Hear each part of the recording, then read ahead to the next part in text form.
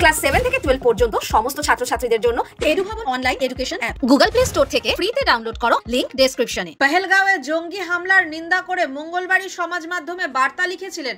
বুধবার খুনের হুমকি পেলেন গৌতম গম্ভীর। ভারতীয় দলের কোচকে ইমেলে হুমকি বার্তা পাঠিয়েছে আইসিস কাশ্মীর।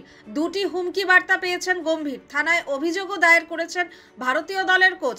বৃহস্পতিবার বিষয়টি প্রকাশ্যে এসেছে। বুধবার দুপুরে প্রথম ইমেল পান গম্ভীর, দ্বিতীয়টি পান বিকেলে। দুটি ইমেলেই লেখা ছিল আই কিল ইউ, যার অর্থ আমি তোমায় মেরে ফেলবো। গম্ভীর দেরি করেননি, সঙ্গে সঙ্গে রাজেন্দ্রনগর থানায় অভিযোগ দায়ের করেন। ঘটনার কথা জানিয়েছেন মধ্য দিল্লির ডিসিপিকেও। দ্রুত ব্যবস্থা নিতে অনুরোধ করেছেন তিনি। তার পরিবার যাতে সুরক্ষিত এবং নিরাপদে থাকে তার জন্য পুলিশকে উদ্যোগী হতে বলেছেন তিনি। গম্ভীরের অভিযোগ পেয়েই দ্রুত তদন্ত শুরু করেছে পুলিশ। কোথা থেকে ওই ইমেল এসেছে, কারা তা পাঠিয়েছে তা তদন্ত করে দেখা হচ্ছে।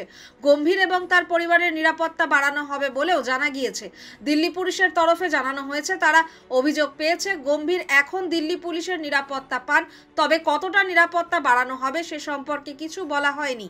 উল্লেখ্য, গম্ভীর বিজেপির প্রাক্তন সাংসদ। পূর্ব দিল্লি কেন্দ্রে 2019 সালের লোকসভা নির্বাচনে জয়ী হয়েছিলেন তিনি, তবে গতবারের নির্বাচনে দাঁড়াননি। তখন তিনি কেকেআর এর দলের সঙ্গে যুক্ত ছিলেন। গত বছরই কেকেআর দল ছেড়ে ভারতীয় দলের কোচ হন।